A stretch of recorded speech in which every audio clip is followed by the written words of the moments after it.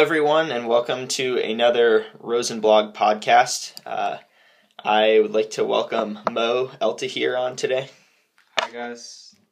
It's been a while since we've done a podcast. I think since June, Mo, when we did an NBA Finals preview, but with all that's been going on in the NBA this season, we thought it was about time.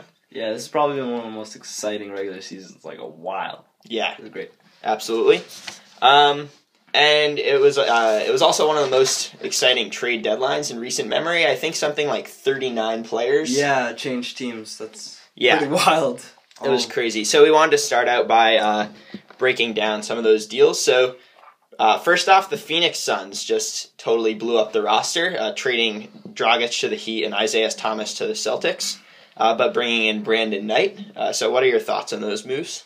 I mean, it's just kind of crazy. I think I have like a theory about it that I think they looked at the standings and they saw that KD and Russ were coming back and the Thunder looked like they were going to be pretty strong. Not to mention Anthony Davis and the Pelicans, who have actually been playing pretty well lately, like a half game behind the Thunder. I know you're a skeptic, but yeah, I mean, Anthony Davis isn't that great, but whatever. Anyways, the Phoenix Suns, I think what happened is they saw that OKC coming and they got kind of scared and realized that maybe this roster isn't a team that's ever going to take them too far. So I think they kind of imploded and they gave away their big Lakers pick, which was top 6 protected this season, which I think shows that they think the Lakers are going to be good in the future. But more importantly, I think they're just trying to stockpile assets by volume now, more so than anything, and I think they might be gearing up for a big trade whenever the next Kevin Love or whoever comes up on the market. You'd think they'd have to be gunning for a trade, though, because, I mean, right now this is a team that they're too good to tank. They're going to be in the middle of the league. Jeff Hornacek's a great coach. Markieff Morris has been one of the best young forwards in the league. Alex Len is an emerging center. So this is not a team that's about to tank. So it would be a waste if they're floating just outside of the playoffs every year. You'd think they'd have to swing some kind of big trade to make this worth it. Yeah, I mean, the Phoenix Suns are probably just not a team that's going to attract a lot of marquee free agents at this point. So the only way you're going to get them is draft or a trade. And I think that they're going for the latter right now. Any potential targets besides Love, who you mentioned earlier? I mean, LaMarcus Aldridge is coming back on the market, but he looks to be staying with the Portland Trailblazers. I think they might be just gearing up for 2016. I actually looked into a lot of their contracts, and one interesting thing they did, because they signed a lot of players, they signed Isaiah Thomas, they signed both the Markieff twins, they signed Eric Bledsoe new contracts, and what they did with each one of those contracts, Gerald Green, with each one of those contracts, what they did is they front-loaded it, and actually each contract has a slightly lower than average salary number for the summer of 2016. So they're clearly going after something right there. I mean, if you think you have even a 1% chance of landing Kevin Durant when he comes on the market after next season, then you've got to clear the roster for it, because that's the kind of move that probably will bring you a championship or two. Yeah, and besides him, there's just a murderer's row of new players, and there's going to be a bunch of players from this summer who are only going to sign one season contract deals in order to be available next summer for when the cap jumps. So it's really just going to be like Wild Wild West 2016. So let's look at what Phoenix's blow-up means for the other teams involved in those deals. First, let's talk about Goran Dragic going to the Heat. He clearly wanted out of the three-point guard scenario in Phoenix, and he clearly wanted to head to Miami. It seems like he's definitely going to sign an extension there. So what are your thoughts on that move? I mean, for Dragic, it sounds great. You heard about his demands. I mean, the 3 teams he wanted to be traded to were Miami, New York, and Lakers. So clearly that kind of shows where his priorities are.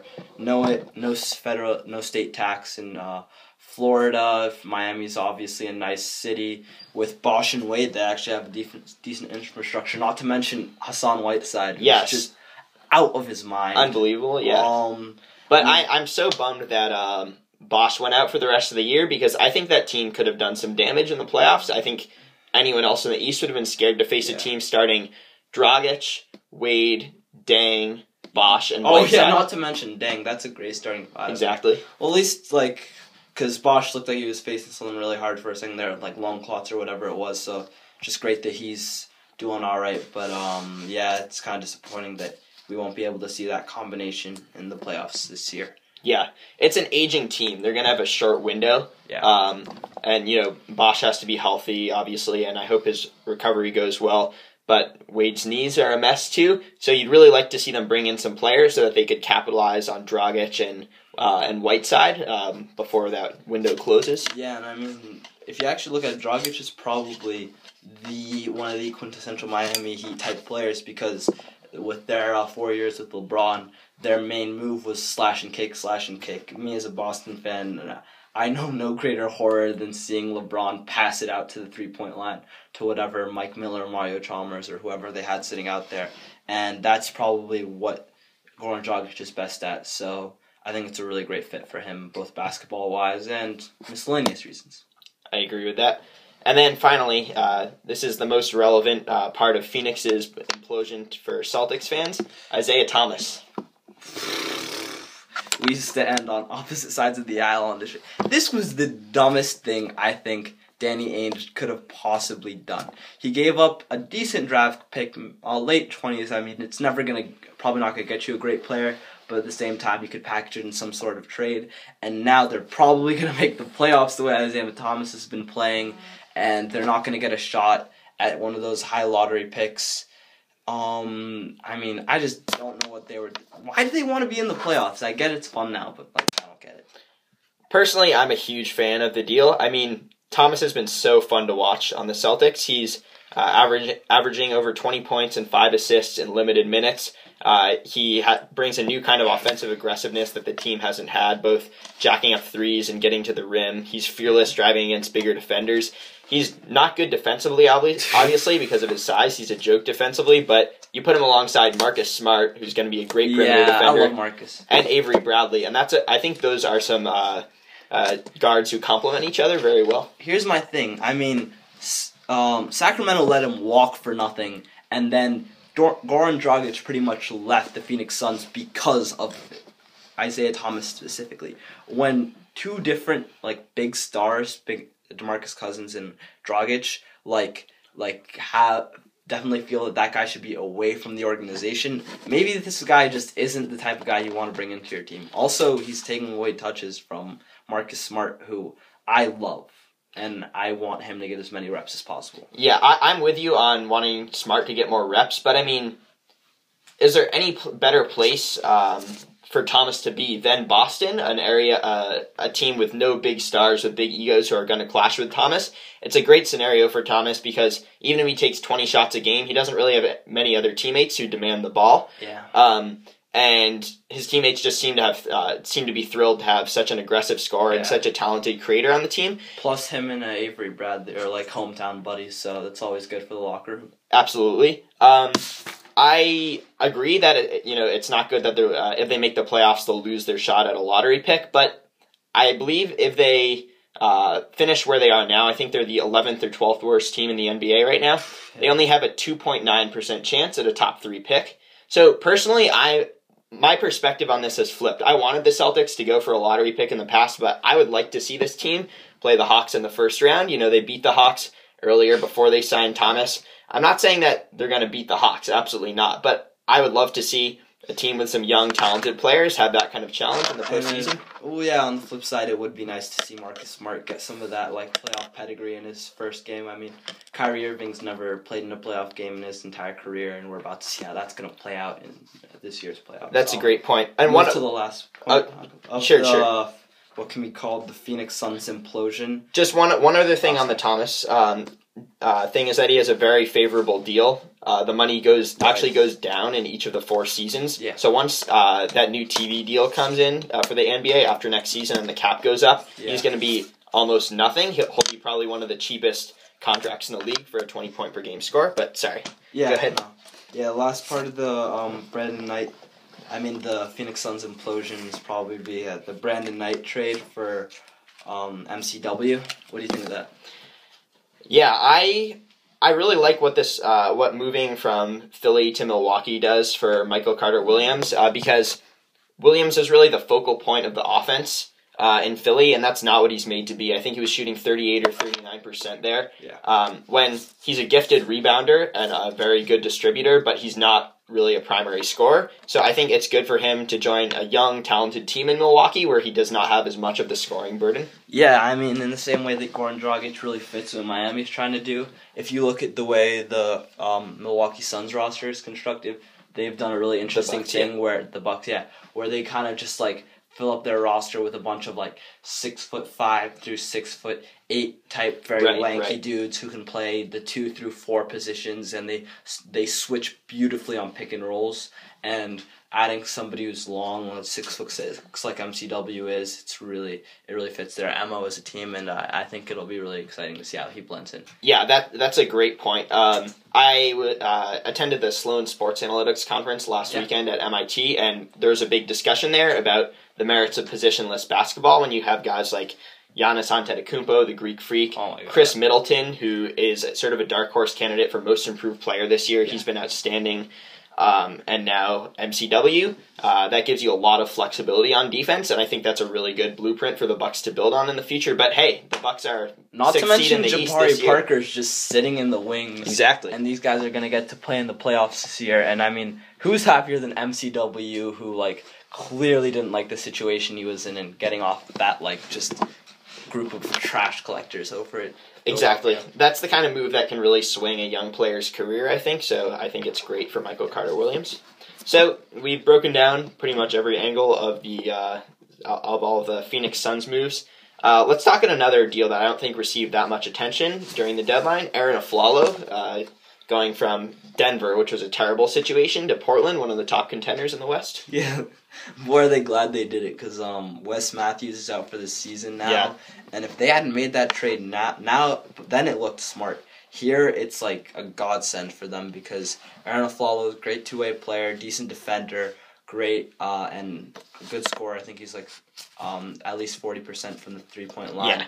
He's been having a down year, but generally. And he had a very good year last year in Orlando, yes. And they traded him away for like Evan Fournier and a second-round pick, which was kind of a strange move on their part. But, I mean, now he gets to play on what is now the 4 seed. Doesn't look like they're going to be able to win a championship, though. But disappointing. And it at least gives them an outside shot, you know? I mean, rather than giving those minutes to, it would probably be C.J. McCollum, they're able to give it to Afflalo, who has a reputation as being a pretty good wing and backcourt defender who can shoot the three and who gives them a bit more, or who can fill in for Matthews' offensive abilities a bit more for them. Yeah. Yeah, it's kind of a low-key trade. I mean, very lucky for them how it turned out, I guess. But yeah. All right, now let's look at another big deadline deal. Kevin Garnett returning to his original team, the Minnesota Timberwolves. The Wolves dumped Thaddeus Young to get him back.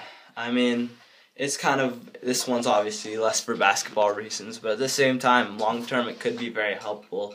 I mean, KG is obviously one of the greatest players of all time, and he'll be able to mentor who they're hoping to be their next big superstar, Andrew Wiggins. But instead of taking away shots, he'll be able to impart whatever knowledge he's been giving, and he won't even be taking away minutes or really touches from Wiggins. So I think it's a smart move all around. Yeah, I mean, Timberwolves fans are obviously thrilled to have Garnett back. Recently, he slammed the ball to the ground after being called for a personal foul. Not really a big deal, but got a technical for it. It was his second, so he had to leave the game. And the fans just gave him a crazy ovation. That night, Kevin Garnett buys 10,000 tickets for fans for a future game to show his appreciation. I mean, it's great to see an aging star like that go back to his original team, and it's pretty rare. Yeah, I mean, this is a good, kind of farewell tour for him. Just kind of brings everything together. One of the greatest things, though, about Kevin Garnett coming back to Minnesota was some of the quotes. So my favorite was from one of my favorite rookies, Zach LaVine. It was an interview with USA Today. He said, this is his locker room. And I'm actually kind of scared because I think he's going to say something about me being in his locker, young Zach LaVine said. Zach LaVine offered the locker back to Garnett, who declined it. Instead, we'll dress one seat over. I did more than offer him. I wanted him to take it, LaVine said. I wanted him to sit there. I said, I'll move, but it's going to be great for me. I know that. future Hall of Famer, man. Everyone wants to get to his level. He was playing in this league before I was born. And that's a huge part of the deal. The Timberwolves have one of the youngest teams in the league, you know, Anthony Bennett, Andrew Wiggins, Levine, and now these guys have a mentor who has literally been in the NBA since before they were born. I think this is Garnett's 19th or 20th season. Yeah. And I think that having that veteran influence, a player who just is known for caring so deeply about winning and being competitive and giving so much effort on every defensive possession, I think will be great for them, even if it's just sort of a year of crossover. Yeah, the Minnesota Timberwolves are definitely one of the weirdest constructed teams in the NBA, though. They're just trying to figure out their identity, because half of this team was built on a team that was trying to get that 8th seed in the playoffs, and the other half is kind of like a tanking effort, because you have those young guys like Wiggins and Anthony Bennett and Gorgie Dieng, but on the other side you have guys taking away minutes for them like Kevin Martin and Rubio and Pekovic, and it's they kind of need to figure out who they are as a team if they have a chance moving forward of being great. But bringing in KG and having that veteran presence is definitely a good step forward. Yeah, absolutely. And it's going to take time to recover when you have a GM like David Kahn making some of the stupidest moves every single year. But one other great quote about KG's arrival to Minnesota from Flip Saunders, the coach. When KG walks in the locker room, your phones better be tucked away, because if they're not, they're going to get thrown in the toilet on game night. Just the presence he brings to the Timberwolves is great. I love it. I can't wait to watch them for the rest of the season. Yeah. So one final move from the trade deadline. Reggie Jackson leaving OKC, a move he had been asking for quite a while, to go to the Detroit Pistons. Yeah, there's been rumors of a rift, and ever since the trades went down, both parties have been a lot more open about what was going on in that locker room, and it looks like it was just an unhealthy situation, and both sides needed to get out of it. And it looks like it's one of those trades where it kind of looks like both teams won in some sort of sense, because OKC was able to get what's the name's player? They got Singler, Enes Kanter, Steve Novak, DJ Augustine. So they were able to bring in all these great role players that are definitely going to help them go farther in the playoffs. And at the same time, Detroit got to bring in a great athletic young point guard who's going to be a good pick and roll partner for Andre Drummond for the next 5-10 years, however long they're able to keep on to both those players. I love the deal for the Thunder. I can't say I like it for the Pistons, though. I think Jackson, sort of like Dion Waiters, is a player who is too arrogant for his own good. A player who thinks he's a franchise player when he's probably in all reality a third option. I think Reggie Jackson is a third option, but his whole thing in OKC was I think I should be starting over Andre Roberson, a player that scores less than 5, who had been starting over Reggie Jackson and was scoring less than 5 points a game. So I think, maybe there's chemistry issues. I wasn't in that locker room, so I would never know, but I think they're just on talent level. There was no reason Jackson shouldn't have been starting.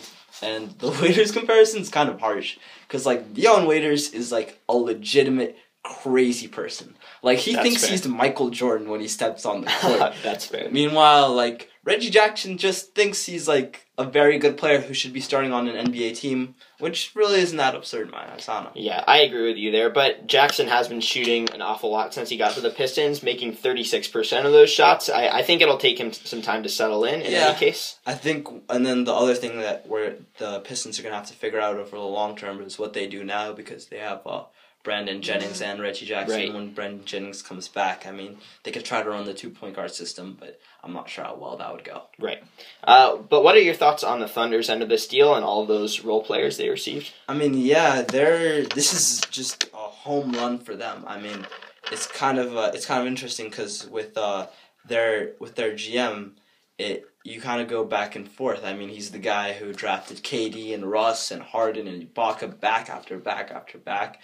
But then he gets a bunch of duds with Perry Jones III and Jeremy Lamb, and whatever that shady move was where they put their first-round pick in the D-League because they didn't want to pay him money. It's been up and down. But then he comes back and pulls this amazing trade deadline move that's really going to increase their depth over the long term and maybe help in long term convincing Katie to stay. But I think this was a good move for now, and I think it's definitely going to help them in the playoffs. They were able to take advantage of the Jazz wanting to clean house with Rudy Gobert's emergence this year. There was really no need for Enes Kanter, who is a very good post player but doesn't bring anything on defense. But Kanter, I think, is a great fit on the Thunder because you can put him alongside Serge Ibaka, who is a great defensive presence in the paint, and Kanter, meanwhile, is a great offensive presence down low. So I think that those players complement each other really well. Yeah, and finally they amnestied Kendrick Perkins, which, I mean, has been the no-brain move of the century, but, I mean, thank God they did it. Perkins is now sitting on the bench for the Cavs and, I don't know, cheering LeBron on, not doing much over there, though. Yeah. It was actually really funny. It's kind of a subtweeted Jackson after they amnestied Perkins. KD tweeted out like once a Thunder, always a Thunder, and it's just kind of funny to see like how far that bad blood extended between Jackson and the main group over at OKC. Absolutely, yeah. I think Jackson also tweeted out that the move was a godsend for him, and then deleted it. He's like, God is great. Yeah, and he also tweeted, was napping on the Thunder and woke up a Piston. So he was thrilled to be out of there. So of all these moves we've discussed, Mo, which is your favorite? You know what? I'm going to have to say, and this is probably just out of my blind love for them, but the Bucks bringing in MCW. I think Brandon Knight's a good player, but he's never going to be the guy to bring you all the way. I think over the long term, MCW could become a good, 15 and 10 guy, and then he can grab, in addition to that, 7 rebounds and be a great defender. I think if he just learns how to play his role better and really get on those boards, I think he can be a great, third, fourth option long-term on a championship contender. Yeah. I don't know. Yeah. For me, as much as I love KG's return to the Timberwolves, my favorite move's got to be Isaiah Thomas coming to Boston. I know you have your qualms with the move, but I've loved watching him. I'm rooting for them to make the playoffs. I want to see, Thomas, Jay Crowder, Jonas Jerebko, all of these guys taking on the Hawks in the first round. Yeah. That just about wraps up the trade deadline portion of this NBA podcast with Mo. We'll be back soon with more on the MVP race, some of the top title contenders, and our favorite bandwagon teams. Right.